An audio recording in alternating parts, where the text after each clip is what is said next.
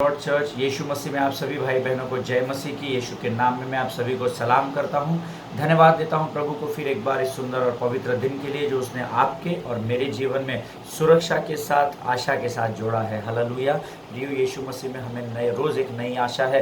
चाहे परिस्थितियां संसार की कैसे भी क्यों ना रहे, परंतु अगर प्रभु मेरे और आपके साथ है तो हमारे विरुद्ध कौन खड़ा हो सकता है। हालेलुया। प्रियो, आप इस महामारी के ये जो सारी बातें संसार में इस समय चल रही है, इसमें आपको ज़्यादा ध्यान देने की ज़रूरत नहीं है। हालेलुया। क्योंकि वो सारी बातों को परमेश्वर ने अपने नियंत्रण में रखा है। तो इससे अच्छा है कि हम अपनी समस्याओं की ओर ध्यान लगाने से अच्छा है हम समस्याओं का समाधान करने वाले परमेश्वर की ओर अपने ध्यान को लगाएं। हालेलुया। क्योंकि जहाँ यीशु होता है प्रियो, वहाँ सब भला ही होता है। आमीन।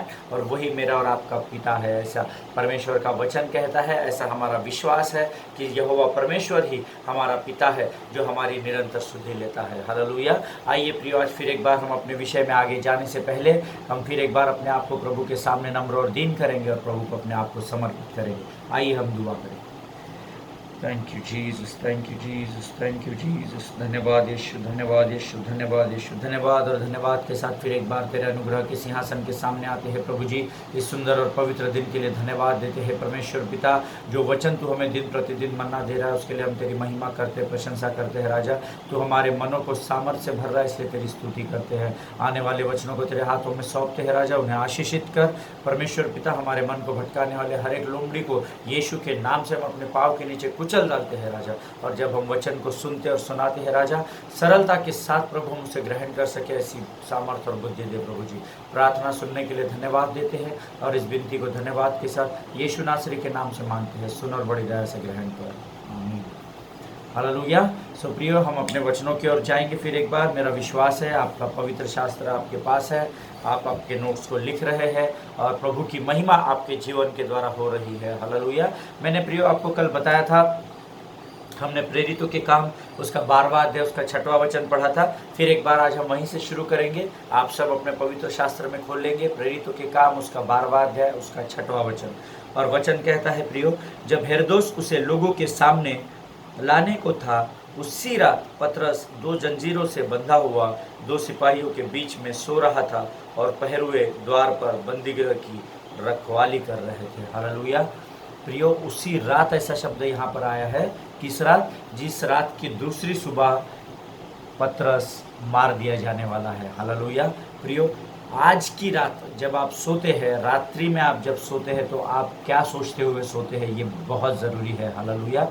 कई बार कई लोग होते हैं जो दूसरे दिन की योजनाओं को सोचते हुए सो जाते हैं। कुछ लोग होते हैं जो परेशानियों को सोचते हैं, कुछ लोग होते हैं जो अपने बीमारी को सोचते रहते हैं। परंतु पतरस के विषय में यहाँ लिखा है, उस रात, जिस रात वो जिस सुबह वो उसको मार डालने वाले थे, उस रात को पतरस क्या कर रहा था?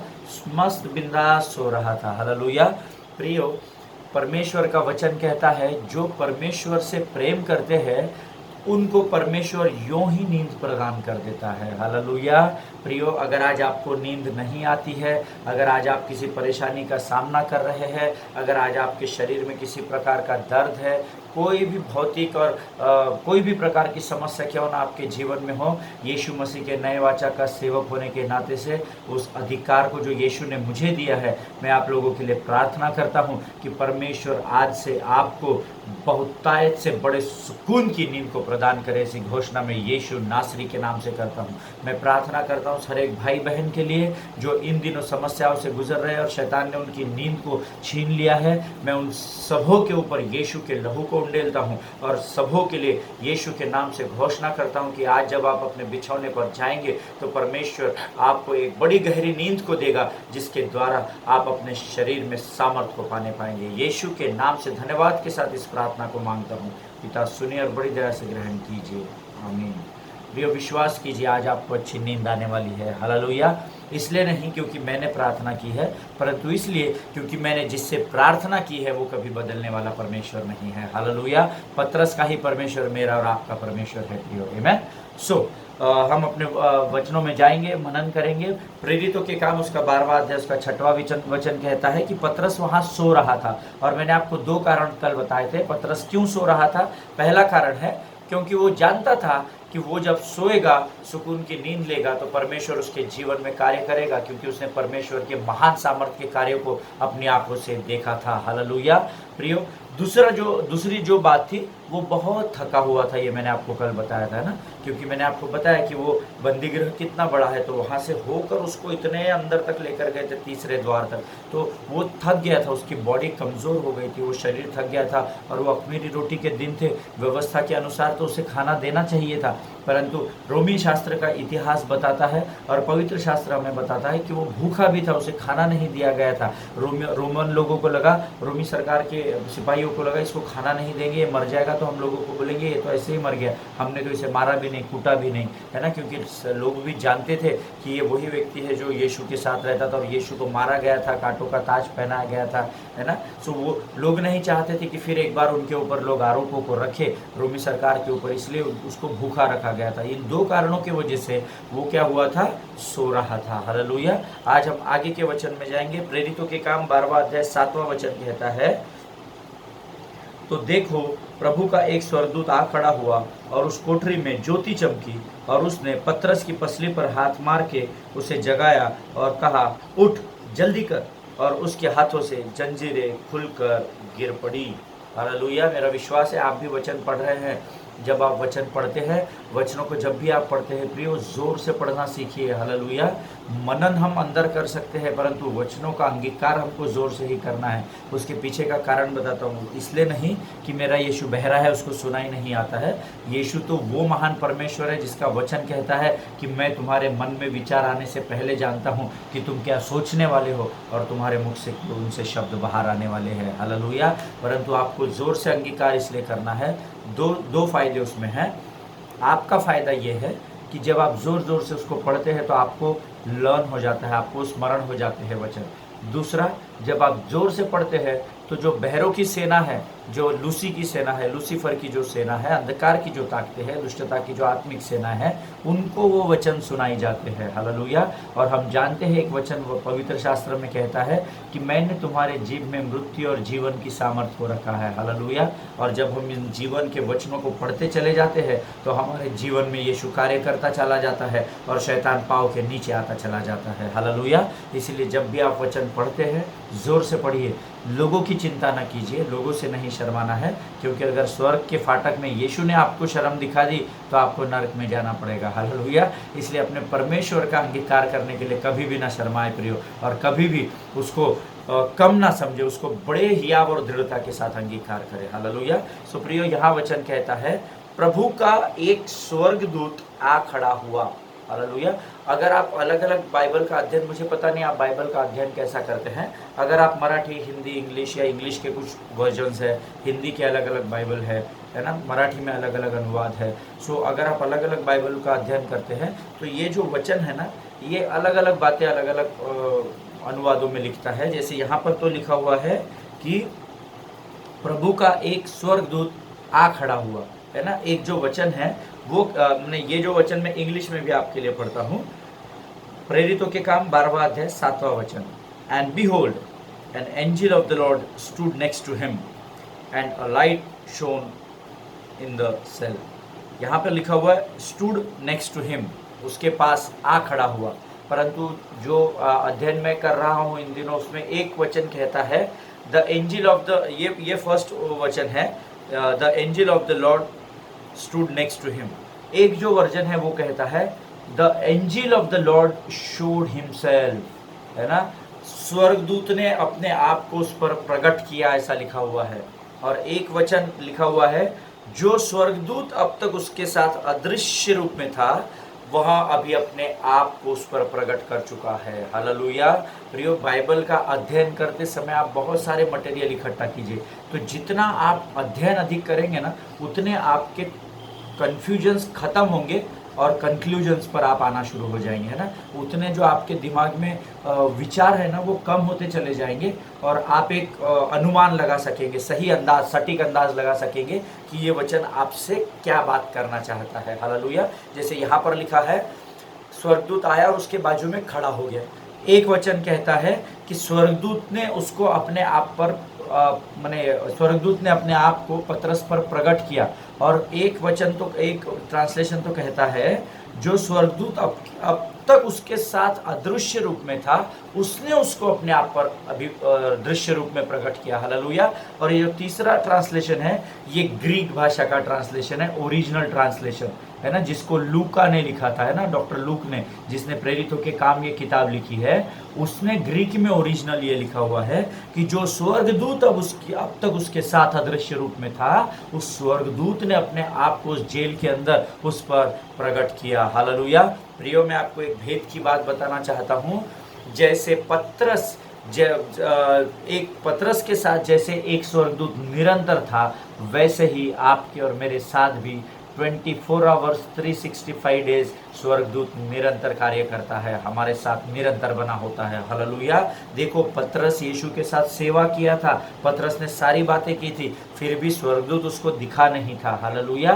तो हमको भी स्वर्गदूत को अगर देखना है तो हमको अपने विश्वास को पतरस के विश्वास तक लेकर जाना पड़ेगा। हालेलुया। प्रियो, पतरस के जैसे ही एक स्वर्गदूत निरंतर आपके और मेरे साथ अदृश्य रूप में रहता है, और वचन कहता है कि जरूरत पड़ने पर वो अपने आप को आपके सामने प्रकट भी करता है। हालेलुया।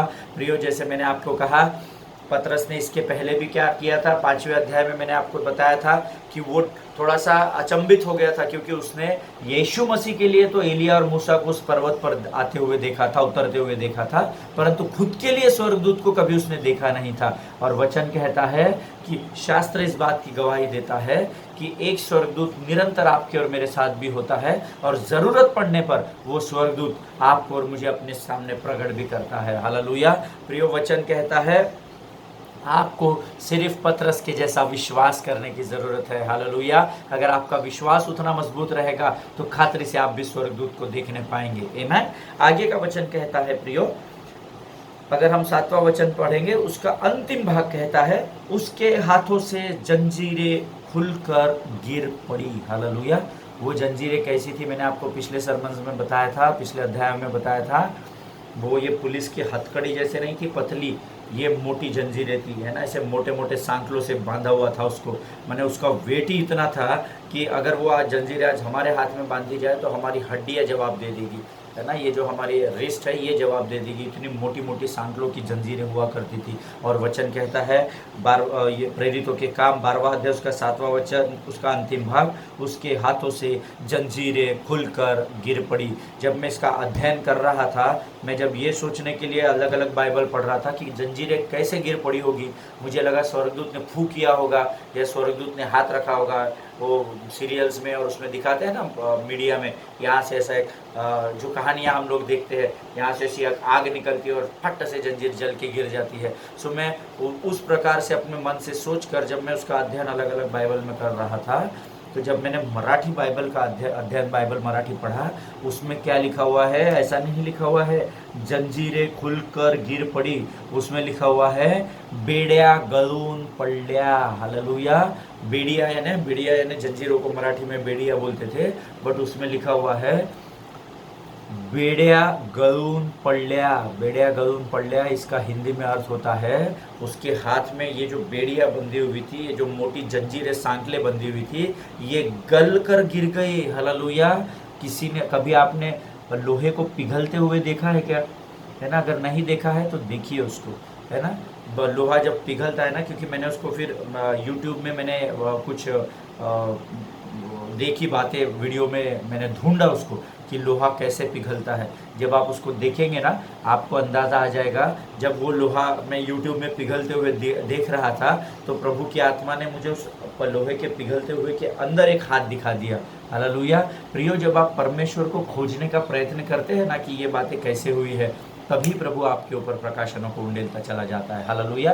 पर हमको अक्सर आदत क्या पड़ी हुई है, पास्टर ने हमको सिखा दिया, हाँ ठीक है पढ़ लो, हो गया। जय मसीह की पास्टर, बहुत अच्छा वचन दिया, हम तालियां बजाते हैं।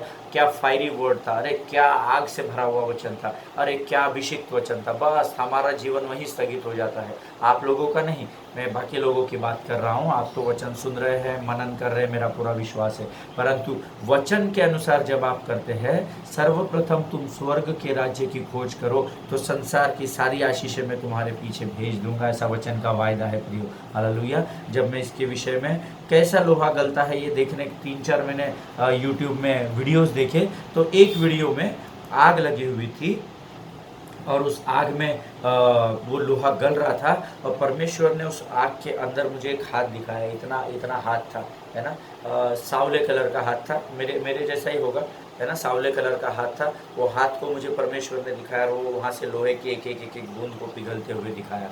हालेलुया। परंतु प्रियो विश्वास कीजिए, जब आप भी प्रभु को खोजेंगे ना, तो प्रभु भी आपके ऊपर प्रकाशन को ढेलेगा। हालेलुया। सो मराठी बाइबल यहाँ पे कहता है प्रियो कि लोखंड गळून पडले, वो जो बेड़िया थी वो गल कर गिर गई। हालेलुया। आप यूट्यूब में जाइए, देखिए, आपको परमेश्वर आपसे खातिर से बातचीत करेगा, क्योंकि मेरा परमेश्वर ही आपका परमेश्वर है। हालेलुया। और प्रियो वचन बताता है, स्वर्गदूत ने उसे यहाँ पर जो लिखा है ना कि पतरस की पसली पर हाथ मार के उसे जगाया और कहा, है ना। पर बाकी ट्रांसलेशन आप सुनेंगे तो यहाँ पर पतरस की पसली पर हाथ नहीं मारा गया था। हाथ मारने में क्या था, उठे बाबा जल्दी उठ जल्दी उठ, ऐसा नहीं है, है ना। बाकी ट्रांसलेशन आप पढ़ेंगे, ओरिजिनल ग्रीक ट्रांसलेशन जब आप पढ़ेंगे तो पतरस को मारा, हड़बड़ा कर उठाया उसने, है ना। पतरस को ऐसा पसली पर धीरे से नहीं मारा था, है ना, ऐसा नहीं मारा था, जोर से मारा उसको ऐसा, और हड़बड़ा कर पतरस उठा, फट से उठकर बैठा। क्यों? क्योंकि पतरस तो गहरी नींद पर था। जब आप गहरी नींद में होते हैं और जब आपको पतरस पर पसली पर कोई ऐसा बोलेगा ब्रदर उठिए, तो आप नहीं उठेंगे। क्यों? क्योंकि आप गहरी नींद में हैं। जब आप यीशु पर विश्वास करते हैं तो आप चिंताओं से रहित होकर अपनी नींद को सुकून से प्राप्त करते हैं। हालेलुया। और उसी नींद को पतरस पा रहा था, मैंने आपको बताया, क्योंकि उसको पता था मैं आराम से सो जाऊंगा, मेरा परमेश्वर तो इस जेल से बाहर निकल गया था और वो तो कब्र से भी बाहर हो गया था, तो वो मेरे लिए ज़रूर कोई ना कोई उपाय करेगा। आमीन। क्योंकि मेरे और आपके परमेश्वर का नाम उपाय करने वाला परमेश्वर है। हालेलुया। सो पतरस बड़े गहरी नींद में था, और गहरी नींद में जो व्यक्ति होता है उसके ऊपर आप ट्रायल करिए, उसके पसली पर धीरे से हाथ मारिए, वो उठेगा नहीं, उसको पता ही नहीं पड़ेगा। आपको उसको जोर से हिलाना पड़ेगा, नहीं तो जोर से मारना पड़ेगा। तो नॉर्मली हम जब किसी गहरी नींद में सोए हुए व्यक्ति को उठाते हैं तो हम उसको मारते नहीं हैं, नहीं तो क्या होगा, नींद में से उठकर वो भी हमें उल्टा मारेगा, है ना। हम उसको क्या करते हैं, हिलाते हैं जोर से, उठ उठ जल्दी जाना है, जल्दी कर, जल्दी निकलना है यहाँ से, ना। सो पतरस के बारे में यहाँ जो लिखा है ऐसा नहीं है। ओरिजिनल ग्रीक ट्रांसलेशन कहता है उसको जोर से उसने मारा पसली पर, हड़बड़ा के पतरस उठा। क्या हुआ, है ना, क्योंकि वो तो गहरी नींद में था, वो तो प्रभु के साथ लगा हुआ था। आमीन। परमेश्वर इन वचनों के द्वारा आपको आशीष दे, जिनके कान हो वो सुन ले कि परमेश्वर आत्मा कलीसिया से क्या कहना चाहती है। हालेलुया। प्रियो, जब भी आप सोते हैं आप प्रार्थना कीजिए, प्रभु से कहिए, प्रभु मुझे सुकून की नींद दे, मुझे संसार की सारी चिंताओं से दूर कर, और फिर देखिए यहोवा कैसा भला परमेश्वर है। हालेलुया। इन वचनों के द्वारा प्रभु आपको आशीष दे। वचन कहता है प्रियो, जब स्वर्गदूत ने उसे हड़बड़ा कर उठाया तब वह क्या किया है, उठ जल्दी कर, और उसके हाथों से जंजीरें खुल पड़ी। तो क्या हुआ, जब उसने हड़बड़ा कर उसे उठाया तो वो उठकर खड़ा हो गया। हालेलुया। और आप जानते हैं तब सिपाही क्या कर रहे थे, सिपाही गहरी नींद में सो रहे थे। यहाँ पे कहीं लिखा नहीं है, परंतु जब आप रोमन शास्त्र का इतिहास देखेंगे और जब आप परमेश्वर से प्रकाशन पाएंगे तो अगर सिपाही जागते हुए रहते तो उन्हें स्वर्गदूत तो नहीं दिखा होता, पर पतरस तो दिखता था ना। और पतरस अगर भागने की कोशिश करता तो क्या होता था, पतरस को मारते थे वो लोग, कूटते थे, है ना, पीटते थे जोर से। परंतु वचन कहता है जब स्वर्गदूत ने उसे हड़बड़ा कर उठाया, उसकी पसली पर जोर से मारा और उठाया, तो पतरस उठ खड़ा हुआ। और पतरस जब उठ खड़ा हुआ तब सिपाही सो रहे थे। हालेलुया। क्योंकि एक ही बात हो सकती है, जब अगर वो जागते रहते तो वो पतरस को वहाँ से कभी भी नहीं निकलने देते। हालेलुया। इसलिए जो अध्ययन करने वाले थियोलॉजियंस है या बाइबल का गहराई से अध्ययन करने वाले हैं, वो लोग कहते हैं कि तब वो जो सिपाही थे जो उसको पहरा दे रहे थे, वो सब गहरी नींद में सो रहे थे। हालेलुया। प्रियो, वो जंजीरें सिर्फ खुली लेकिन पिघल कर जमीन पर जम गई। मैंने आपको बताया और ये इसलिए नहीं हुआ प्रियो कि कि पतरस के साथ वहाँ स्वर्गदूत था, परंतु इसलिए हुआ क्योंकि पतरस के परमेश्वर की सामर्थ उस समय उस स्थान पर थी। हालेलुया। क्योंकि पतरस सोया हुआ था, और पतरस गहरी नींद में कौन देता है? मैंने आपको बताया, गहरी नींद परमेश्वर देता है। हालेलुया। और परमेश्वर ने क्या किया था? उसकी सुरक्षा के लिए वहाँ स्वर्गदूत रखा था। तो जब पतरस उठा, जंजीरें पिघल कर गिर गई, वो इसलिए नहीं हुआ कि स्वर्गदूत ने कुछ विशेष कार्य वहाँ किया। स्वर्गदूत उस कार्य को नहीं कर सकते हैं प्रियो। हालेलुया। स्वर्गदूत वही कार्य करेंगे जो यीशु उनको करने की आज्ञा देता है। हालेलुया। इसलिए वचन यहाँ कहता है वह इसलिए हुआ क्योंकि पतरस के परमेश्वर की सामर्थ उस समय उस स्थान पर थी। हालेलुया। परमेश्वर इन वचनों के द्वारा आपको आशीष दे। आज आपके जीवन में जो भी भले कार्य हो रहे हैं, वो इसलिए नहीं हो रहे क्योंकि आप कार्य कर रहे हैं, वो इसलिए हो रहे हैं क्योंकि मेरे परमेश्वर यीशु मसीह की सामर्थ आपके जीवन में कार्य कर रही है। हालेलुया। मेरा परमेश्वर ना तो कभी सोता है प्रियो, ना तो कभी ऊँघता है, परंतु इज़राइल का परमेश्वर निरंतर आपके साथ बना हुआ होता है। हालेलुया।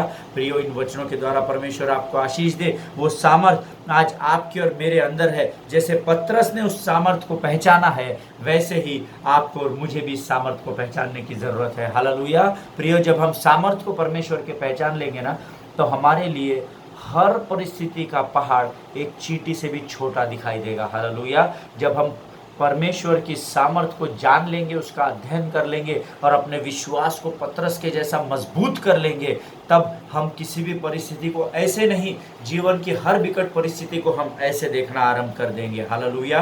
क्योंकि वो हमें चींटी से भी बारीक दिखाई देगी और हमें उसको ढूंढना पड़ेगा, अरे ये कौन सी परिस्थिति है, मुझे तो दिख भी नहीं रही है। हालेलुया। प्रियो, परमेश्वर इन वचनों के द्वारा आपको बहुत से आशीष दे, और प्रभु से मैं प्रार्थना कर रहा हूँ कि आप इन वचनों को और इन बातों को समझ सके और प्रभु आपके जीवन में बड़ा कार्य कर सके। हालेलुया। आइए हम आगे के वचन में जाएंगे। प्रेरितों के काम उसका 12वां अध्याय उसका 8वां वचन कहता है, आप सब मेरे साथ उस वचन को पढ़ेंगे। तब स्वर्गदूत ने उससे कहा, कमर बांध और अपने जूते पहन ले। उसने वैसा ही किया। फिर उसने उससे कहा, अपना वस्त्र पहनकर मेरे पीछे हो ले। हालेलुया। प्रियो, ध्यान से वचनों को पढ़ना सीखिए, खाली कहानी समझ के मत पढ़िए। ये परमेश्वर का जीवित वचन है जो दो धारी तलवार के समान है, जो ऐसा घुमाते हैं ना तो एक टाइम 2 शत्रुओं को हम मारते हैं। मेरी एक गीत है, आप जानते हैं क्या?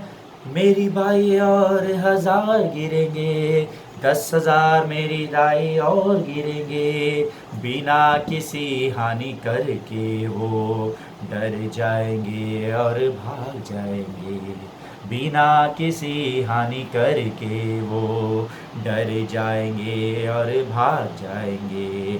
शैतान के गढ़ को तोड़ दिया है यीशु के लहू से, सारे जादू टोने टल गए हैं यीशु के लहू से।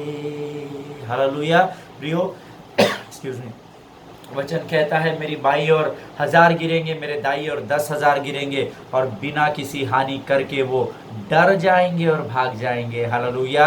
हमारे पास वचन की 2 धारी तलवार है प्रियो, और जब इस तलवार को हमेशा बीच से पकड़ते हैं ना, इसकी जो ग्रिप है वो बीच में है, और जब हम इसको ऐसा ऐसा चलाते हैं तो इधर के भी लोग मरते हैं और इधर के भी शत्रु मरना आरंभ हो जाता है। हालेलुया।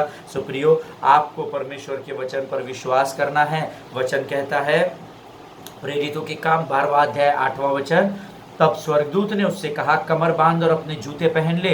उसने वैसा ही किया। फिर उसने उससे कहा, अपना वस्त्र पहनकर मेरे पीछे हो ले। हालेलुया। प्रियो, अगर आप रोमी सरकार का इतिहास पढ़ेंगे तो वहाँ बंदी गृह के में जाने के लिए ना कुछ कायदे कानून है, हमारे यहाँ भी है ना। जब आप पुलिस स्टेशन में होते हैं तो कायदा अलग है, जब आप MCR में मैजिस्ट्रियल कस्टडी में जाते हैं तब आपको जेल में डालते हैं ना, सेंट्रल जेल में डालते हैं, तो वहाँ के कायदे अलग है। सेंट्रल जेल में क्या होता है, जब आप पहली बार लेकर जाते हैं आपको बंदी बनाकर, तो आपको अपने सारे कपड़े उतारने पड़ते हैं, फिर वो आपको नहलाते हैं, फिर वो आपको जेल के कपड़े देते हैं, है ना। वहाँ पर एक कायदा होता है, एक कानून होता है। तो इस समय भी क्या था, रोमी सरकार का आप इतिहास पढ़ेंगे तो रोमी सरकार के इतिहास में भी एक कायदा था कि जब आप जेल में जाते थे तो आपको निर्वस्त्र कर दिया जाता था। जब इस तीसरे द्वार में जो बंद होता था ना, उसे निर्वस्त्र कर दिया जाता था। सॉरी, दूसरे द्वार में जो जाते थे ना, मैंने आपको बताया था 3 द्वार थे यहाँ पर, तो जो दूसरे द्वार और तीसरे द्वार के भीतर बंद किए जाते थे उनके वस्त्र उतार दिए जाते थे। मैं ऐसा मैं नहीं कहता, रोमी सरकार के आप इतिहास पढ़ना, उसमें आपको ये बातें मिलेगी। मैं इसका अर्थ है कि जब इसकी बेड़ियाँ गलकर जमीन पर गिर पड़ी तो ये नग्न था, है ना। सिर्फ एक अंगरखा बांधा जाता है, उसकी कमर पे एक अंगोछा बांधा जाता है, बाकी उसके शरीर पे कैदी के कोई भी कपड़ा नहीं होता है। वैसे ही यीशु के साथ हुआ था, वैसे ही बरब्बास के साथ हुआ था, और वैसे ही आज पतरस के साथ भी हो रहा था। हालेलुया। और यहाँ पे ऐसा कहते हैं कि उसके वस्त्र निकाल कर क्या किया करते हैं, उसको बाहर रख देते हैं। इसके लिए हम प्रेरितों के काम उसका 5वां अध्याय उसका 20वां वचन मैं आपके लिए पढ़ूंगा। आप भी निकालेंगे पवित्र शास्त्र।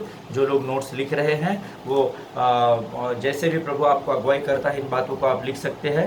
प्रेरितों के काम 5वां अध्याय 20 वचन कहता है, यहाँ पर जो उसको बंदी गृह में रखा गया था, प्रेरितों के काम 5वां अध्याय 20 वचन, यहाँ पर वो कहते हैं, यहाँ पर जो जब उसे स्वर्गदूत ने कहा जाओ मंदिर में खड़े होकर इस जीवन की सब बातें लोगों को सुनाओ, वचन कहता है ये भी कौन सा स्थान था, जहां पर उसको जेल में रखा गया था। Hello, hallelujah. प्रियो, पतरस को प्रभु ने चुना था कि वो सुसमाचार प्रचार करे। आमीन। सेम तरीके से परमेश्वर ने आपको भी चुना है क्योंकि आप भी सुसमाचार का प्रचार करें। हालेलुया। इसको यहाँ पर क्या कहा गया है, मंदिर में खड़े होकर जाओ और लोगों को जीवन की बातों को सुनाओ। जीवन की बातें क्या है प्रियो? जीवन की बातें परमेश्वर का वचन है, और परमेश्वर का वचन क्या है? परमेश्वर का वचन स्वयं परमेश्वर है। हालेलुया। सो आपको और मुझे इसलिए चुना गया है कि मैं और आप परमेश्वर की कथा और परमेश्वर का सुसमाचार लोगों को सुनाए। हालेलुया। प्रियो, परमेश्वर का धन्यवाद हो इस समय के लिए, इन वचनों के लिए। आगे आने वाले समय में हम प्रेरितों के काम उसका 12वां अध्याय उसके 8वें वचन में और अध्ययन करेंगे गहराई में। तब तक आप आपके परिवार में सुरक्षित बने रहिए, अपने देश के और अपने राज्य के सरकार के दिए गए निर्देशों का पालन कीजिए, और आपके द्वारा निरंतर प्रभु की महिमा होने पाए इसलिए अवसर को ढूंढने का प्रयत्न कीजिए। हालेलुया। परमेश्वर आपको सुरक्षित रखे। God bless you all the best.